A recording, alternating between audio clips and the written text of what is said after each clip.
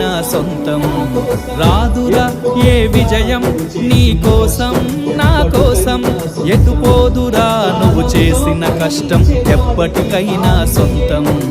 కాలంతో పయనించే వాడికి కానిది ఏముంది, సాధనతోనే సాధ్యమవునని సదాశయంతో సాగర ముందుకు. రాదురా ఏ విజయం నీ కోసం నా కోసం, ఎటుపోదురా నువ్వు చేసిన కష్టం ఎప్పటికైనా సొంతం.